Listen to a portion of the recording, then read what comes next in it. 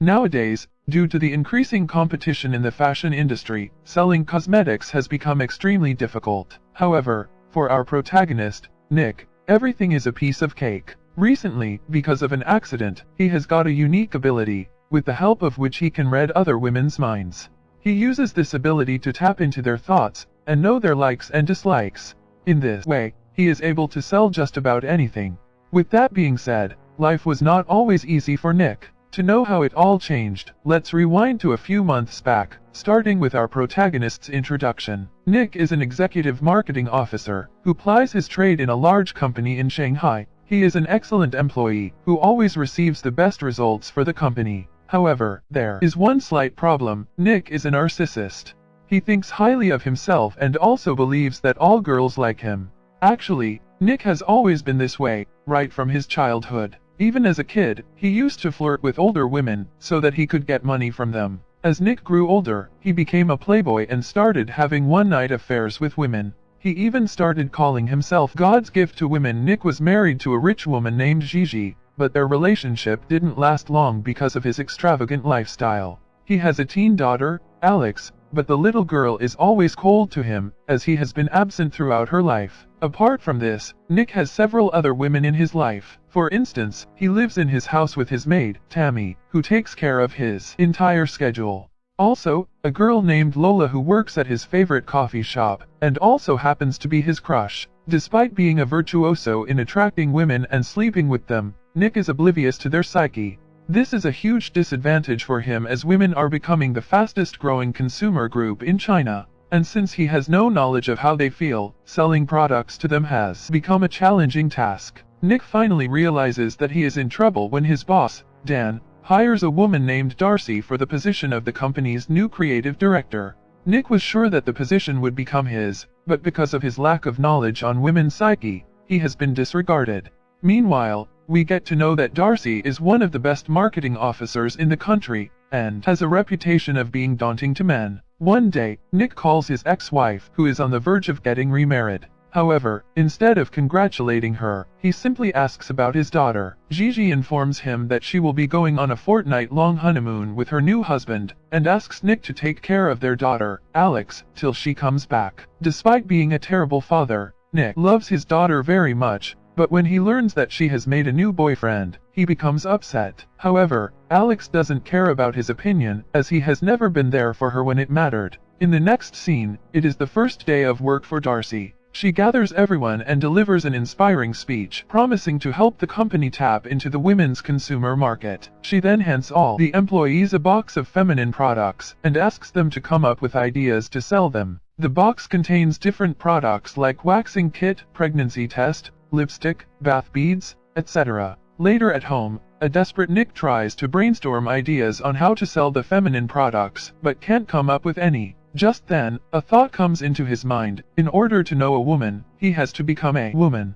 He then notices his daughter's phone and plays some songs from her playlist. After this, he tries several of her products and clothes, while drinking alcohol. While he is at it, Alex suddenly walks in with her boyfriend. Embarrassed by the incident, she immediately sends her boyfriend, and confronts her father for going through her things. Nick tries to explain that he was just trying to find some ideas, but the little girl has none of it and goes straight to her bed. Even after she is gone, Nick continues brainstorming ideas for the marketing campaign, but only ends up being drunk. As he is wearing high heels, he accidentally slips and falls into his bathtub, which is filled with water.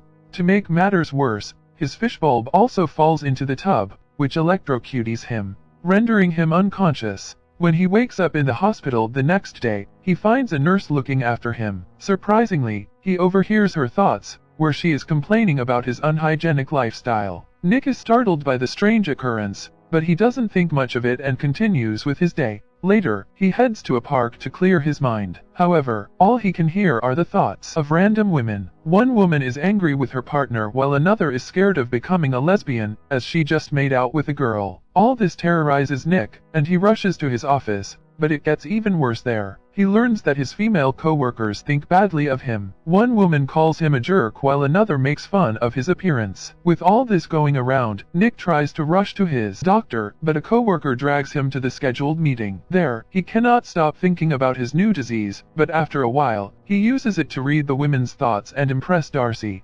In the evening, when Nick returns home, he walks in on Alex making out with her boyfriend. Like any other father, he gets angry and orders the boy to leave, but this just enrages Alex, and she says terrible things about her dad in her mind. After Alex leaves, Nick starts drinking heavily, as he is fed up with women talking bad about him. He goes outside with the same fishbulb and electrocuties himself, thinking that it will bring him back to normalcy, but the plan fails terribly. The following morning, Nick wakes up to find his maid, Tammy, cleaning the house. Surprisingly, she is the only person who doesn't have bad thoughts about him. Hence, he decides to share his secret superpower with her. At first, Tammy doesn't believe a word he is saying, but when Nick reads all her thoughts, she is bound to believe. Tammy then tells Nick that he is the luckiest man on earth, as he has the ability to understand women. Hence, instead of removing it, he should take advantage of the ability. Nick also agrees to the concept, and he decides to use it to do the one thing he loves, seduce women. Later, he approaches Lola and again asks her out on a date. This time, he finally convinces her by reading her mind and telling her everything that she desires. The next day at work, Nick starts getting along with his female colleagues. He helps them with their work and treats them with the utmost respect. He also learns that Darcy is secretly working to secure Lotto Sports' project and offers to help. As the two continue chatting, Darcy finds out that Nick has a teen daughter who happens to dislike him. She then suggests he get new dresses for his daughter, claiming that it is a big deal for girls. When Nick returns home, he finds Alex discussing an upcoming party with her two friends. He greets her friends, but they despise him for being a boring dad. However, he quickly changes their opinion by offering to take Alex out for shopping. This delights the little girl, and she forgives Nick for the earlier incident. In the next scene, Nick takes Lola out on a date and reads her mind to create the perfect date. After a while, he drops a drunk Lola near her home, who is desperate to get in bed with him. However, since Nick wants to make a long-lasting impression on her, he makes up an excuse and leaves, promising to meet soon.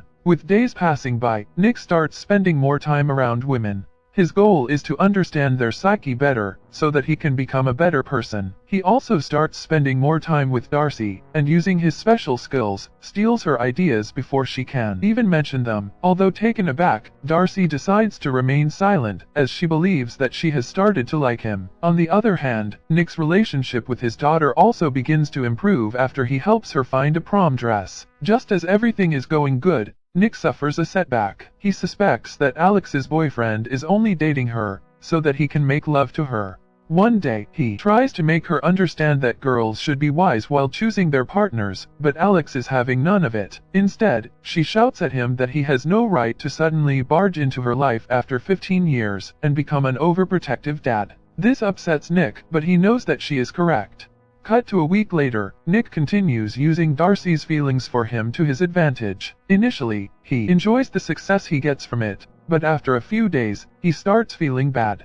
It turns out that he, too, has started liking her. One night, he goes over to Darcy's place to design posters for the Lotto Sport deal. At first, they discuss only about work, but soon, they start drinking and have a romantic time.